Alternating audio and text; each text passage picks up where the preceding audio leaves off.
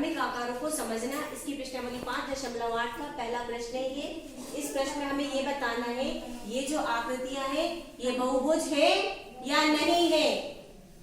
तो जो पहली आकृति है वो बंद वक्र नहीं है, इसीलिए ये बहुभुज नहीं है। हमें ये बताना है कि बहुभुज है या नहीं है। क्योंकि ये जुड़ा हुआ नहीं है तो ये बहुभुज नहीं है। और ये वाला बहुभुज है क्यों? क्योंकि बंद वक्र है। इसमें कितनी भुजाएं? 1 2 3 4 5 6 7 8 9 10 और ये 11 और एक ये 12 बहुभुज है। कितने भुजाओं वाला? 12 भुजाओं वाला। ये बहुभुज नहीं है। क्यों नहीं है? क्योंकि ये रेखाखंड से आकृति नहीं बनी। ये वाली ये भी बहुभुज नहीं है। क्यों नहीं है? क्योंकि ये भी रेखाखंड से आकृति नहीं बनी। ये वाली जो आकृति है नीचे वाली ये रेखाखंड नहीं है। दूसरा प्रश्न, दूसरे प्रश्न में हमें बताना है ये आकृति दी है इनका नाम बताना है।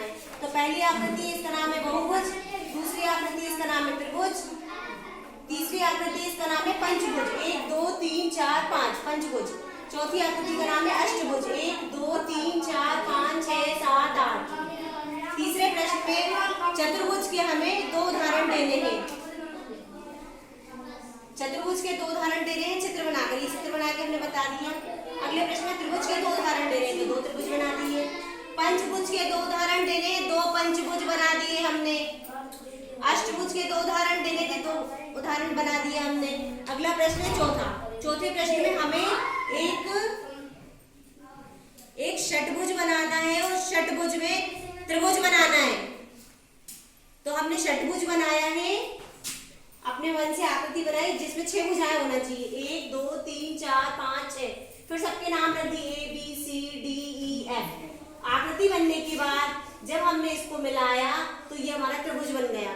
हमें आकृति बना के उसमें त्रिभुज बनाना था। त्रिभुज का नाम लिखा, इसका मतलब होता है त्रिभुज। इसे पढ़ेंगे त्रिभुज BFD। BFD ये हमारा त्रिभुज है।